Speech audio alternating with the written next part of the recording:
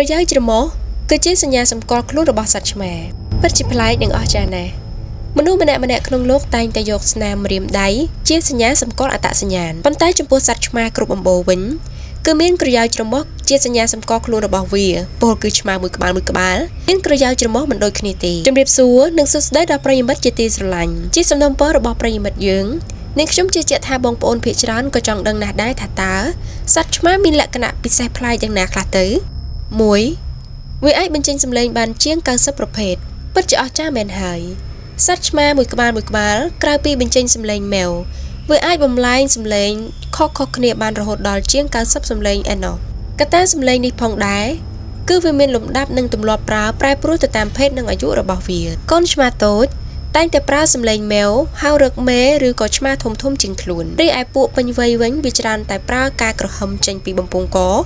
ដើម្បីហៅគ្នានិងស្ដីរកម្ចាស់សម្រាប់បងប្អូនដែលស្រឡាញ់ឆ្មាឬចិញ្ចឹមឆ្មាតាមផ្ទះតើធ្លាប់មានអារម្មណ៍ថាឆ្មារបស់បងប្អូននិយាយរកបងប្អូនដែរទេតាមវិទ្យាសាស្ត្របានឲ្យដឹងថាសត្វឆ្មាមានភាពវៃឆ្លាតនៅក្នុងការត្រាប់សំឡេងផ្សេងជាពិសេសគឺសំឡេងទារកតូចដើម្បីទាក់ទាញការអាណិតនិងចំណាប់អារម្មណ៍ពីម្ចាស់របស់វាតែម្ដង2ឆ្មាមានច្រើនអំបូរណាស់ស្មានពុំដល់តើពុកម៉ែបងប្អូនធ្លាប់បានដឹងពីមុនមកទេថានៅលើពិភពលោកយើងនេះសត្វឆ្មាមានច្រើនអំបូរណាស់គឺចន្លោះពី42ទៅ100អំបូរឯណោះហើយបើគេធ្វើការប៉ាន់ស្មានទៅលើចំនួនរបស់ពួកវាវិញគេបានឲ្យដឹងថាគ្រប់អំបូរទាំងអស់គឺមានចន្លោះពី600លានទៅ1000លានក្បាលឯណោះទូទាំងពិភពលោកគឺច្រើនខ្លាំងណាស់យើងអាចនឹកស្មានពុំដល់ទេថាតាមទិន្នន័យឆ្នាំ2025នេះសហរដ្ឋអាមេរិកគឺជាប្រទេសដែលមានចំណាត់ថ្នាក់លេខ1មានសត្វឆ្មាច្រើនជាងគេហើយលេខ2បានទៅលើប្រទេសចិននិងលេខ3គឺរុស្ស៊ីរីឯបណ្ដាប្រទេសដែលមានសត្វឆ្មាតាមផ្ទះតិចជាងគេបំផុតនោះគឺមានអេស្ប៉ាញនិងក្រិចដែលមានចន្លោះត្រឹមតែ10ទៅ15%ប៉ុណ្ណោះដែលចិញ្ចឹមឆ្មា3ត្រចៀកអាចធ្វើចលនាបាន180ដឺក្រេប្រសិនបើបងប្អូនធ្លាប់បានស្ដាប់នឹងទស្សនាវីដេអូរបស់ admin តាក់ទងទៅនឹងខ្លាត្រីដែលជាអំបូរឆ្មាព្រៃរួចរាល់ចំណុចនេះគឺវាមានដូចគ្នាវាអាចបង្វិលត្រចៀកដោយមិនចាំបាច់បដូរចលនាក្បាលទាល់តែសោះរហូតដល់180ដឺក្រេនោះមានន័យថាឆ្មាគឺជាថនិកសត្វដែលមានការស្ដាប់ឮអំណោយផលខ្លាំងណាស់ជាធម្មតាមនុស្សយើងពិបាកស្ដាប់សំឡេងខាងក្រៅខ្នងណាស់គឺទាល់តែបង្វិលខ្លួនងាករកប៉ុន្តែសម្រាប់ឆ្មាវិញគឺអាចស្ដាប់សំឡេងខាងក្រៅខ្នងបានយ៉ាងច្បាស់ហើយការស្ដាប់នោះទៀតសោតគឺបានល្អជាងមនុស្សទៅទៀតមនុស្សយើងមានលទ្ធភាពស្ដាប់សំឡេងនៅក្នុងព្រៃកង់ខ្ពស់បំផុតត្រឹមតែ20 kHz រីឯឆ្មាវិញគឺអាចស្ដាប់បានរហូតដល់ព្រៃកង់ខ្ទង់64 kHz ឯណោះមូលហេតុទាំងនេះគឺដោយសារតែវាមានសាច់ដុំជំនួយត្រចៀករហូតដល់30ឯណោះវាមានលទ្ធភាពខ្ពស់នៅក្នុងការកំណត់រកទីតាំងប្រភពសំឡេងបានយ៉ាងច្បាស់ដោយគ្មានឧបសគ្គរឹងរឹតតែអស្ចារ្យការស្ដាប់ឮរបស់វាគឺខ្ពស់ជាងសត្វសំណក់ទៅទៀតសូមកុំទាន់ខឹងពីវាបើសិនជាដឹងពីចំណុចទាំងអស់នេះគឺចំណុចដែលថាពេលខ្លះយើងចង់ដេញវាចេញពីផ្លូវដើរឬកន្លែងដែលយើងទៅនឹងវត្តមានរបស់វាតែវាមិនកម្រើកគឺវាគ្រាន់តែធ្វើពុតមិនលឺព្រោះតែវាខ្ជិលប៉ុណ្ណោះ4ឆ្មាទាំងអស់មានពុកមាត់24សរសៃពុកមាត់ឆ្មាគឺជាកាដូកាយវិញ្ញាណដ៏មានតម្លៃរបស់ពួកវាដកពុកមាត់ឆ្មាមួយសរសៃដូចដកយកភាពខ្លាំងនៃការដឹងមុនរបស់វាមួយកម្រិតដូចនេះដែរជារឿងគួរឲ្យភ្ញាក់ផ្អើលឆ្មាមួយក្បាលមានពុកមាត់24សរសៃដែលចែកដាច់យ៉ាងច្បាស់គឺថ្ពាល់ម្ខាងមាន12សរសៃដូចគ្នាវាប្រើពុកមាត់នេះសម្រាប់ជំនួយដល់ការប្រមាញ់ចំណីនិងការដឹងហេតុការណ៍មុនបានយ៉ាងរហ័សតែបងប្អូនដឹងទេពុកមាត់ឆ្មាមួយសរសៃគឺតភ្ជាប់ទៅនឹងកោសិកាខួរក្បាលមួយផ្នែករបស់វាដូចគ្នាដែរ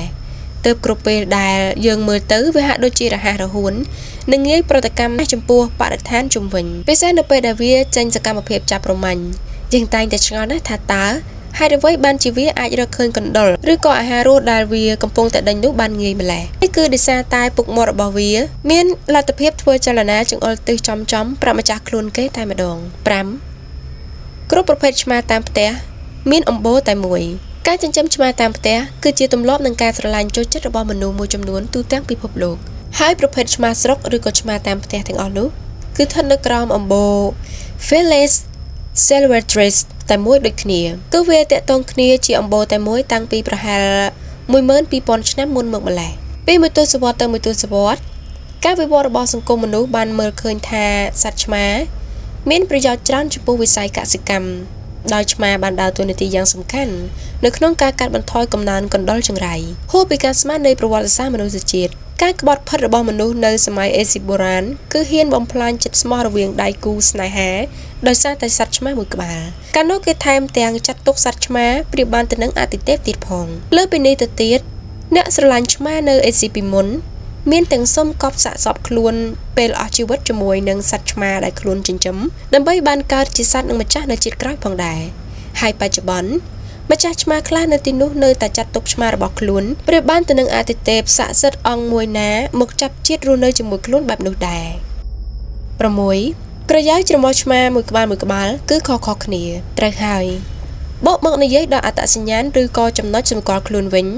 មនុស្សគឺយកម្រាមក្រយ៉ៅដៃឆ្វេងស្ដាំមកសម្គាល់រីឯឆ្មា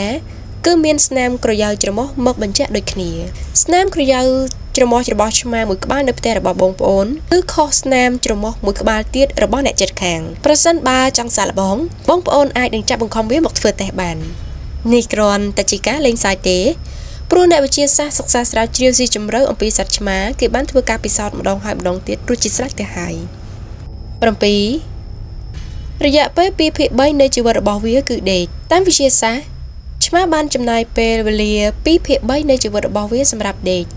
ខុសពីមនុស្សយើងដែលប្រើពេលត្រឹមតែ1/3ប៉ុណ្ណោះនៅក្នុងជីវិតដើម្បីគេងយកកម្លាំងប្លែកពីថនិកសត្វស៊ីសាច់ជាអាហារផ្សេងទៀតកូនឆ្មាតូចៗត្រូវការពេលវេលាសម្រាប់ដេកយ៉ាងចាំបាច់ណាស់សម្រាប់ការលូតលាស់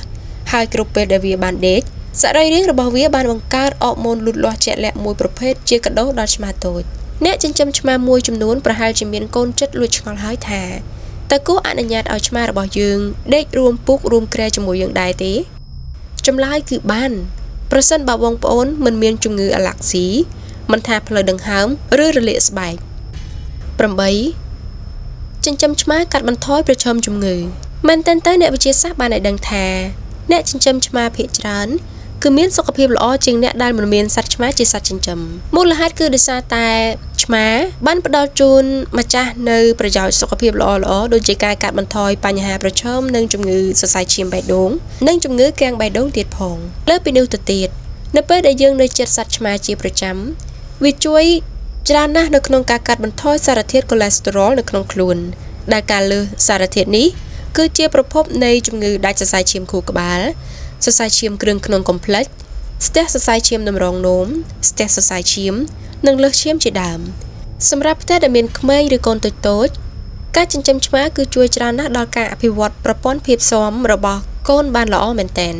ហើយឆ្មាត្រូវបានគេឲ្យឈ្មោះថាជាសត្វដែលជួយយើងទាំងផ្លូវកាយនិងផ្លូវចិត្តមិនឲ្យ stress ច្រើនដោយមិនដឹងខ្លួន9ចំណុចពិសេសផ្សេងទៀតរបស់ឆ្មាបងប្អូនប្រិយមិត្តសត្វឆ្មាមានប្រយោជន៍ពិសេសតូចៗមួយចំនួនទៀតដែលនាងខ្ញុំជឿជាក់ថាបងប្អូនពិតជាចង់ដឹងបន្ថែមនៅក្នុងនោះគឺសត្វឆ្មាមិនអាចដឹងរសជាតិផ្អែមនោះទេហើយវា